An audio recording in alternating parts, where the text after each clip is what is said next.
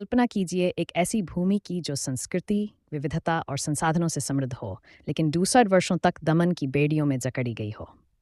ये कहानी है भारत की, एक ऐसी भूमि की जिसके दिल की धड़कनें स्वतंत्रता के लिए गुंजायमान थीं। लेकिन ये केवल संघर्ष की कहानी नहीं है, ये वीरता, बलिदान और उसके लोगों की अटूट आत्मा की गाथा है। प्रतिरोध के बीज जल्दी ही बो दिए गए थे। प्लासी की लड़ाई ने ब्रिटिश प्रभुत्व की शुरुआत की, लेकिन फेल्प्स में विद्रोह की आग भड़क उठी। ये पहला स्वतंत्रता संग्राम था, जहां मंगल पांडे और रानी लक्ष्मीबाई जैसे वीरों ने ब्रिटिश साम्राज्य के खिलाफ मोर्चा संभाला। 30वीं सदी के आरंभ में भारत में राष्ट्रवाद की एक नई लहर आई। भारतीय राष्ट्रीय कांग्रेस देश की आवाज़ बनकर उभरी।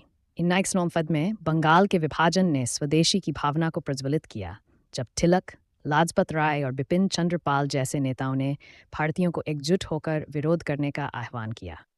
फिर एक ऐसा व्यक्ति आया जिसने इतिहास की धारा बदल दी, महात्मा गांधी। अहिंसा और सत्य के सिद्धांतों के साथ उन्होंने लाखों लोगों का नेतृत्व किया। चंपारण से लेकर नमक सत्याग्रह तक गांधी के आंदोलनों ने ब्रिटिश शासन की नींव हिला दी, एक पूरे देश को बिना हथियारों के उठ खड़ा होने के लिए प्रेरित किया। लेकिन स्वतंत्रता की लड़ाई केवल अहिंसक नहीं थी। ऐसे भी थे जो सशस्त्र संघर्ष में विश्वास करते थे। भगत सिंह ने अपनी अद्वितीय साहस के साथ ब्रिटिशों को हिला दिया।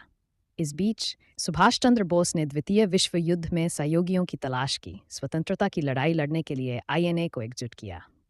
अंतिम धक्का 1948 में भारत छोड़ो आंदोलन के साथ आया, जहां जनसमूह एकजुट होकर करो या मरो का आह्वान करने लगे। ब्रिटिशों ने महसूस किया कि उनका समय समाप्त हो चुका है। वर्षों के संघर्ष, रक्तपात और बलिदान के बाद भारत ने आखिरकार अग्रत महत्व को स्वतंत्रता प्राप्त की। स्वतंत्रता की सुबह आ गई थी। ये केवल स्वतंत्रता की कहानी नहीं है, ये एक राष्ट्र की आत्मा की कहानी है। एक ऐसा राष्ट्र जो दमन की राख से उठकर आशा, एकता और प्रगति का प्रतीक बन गया।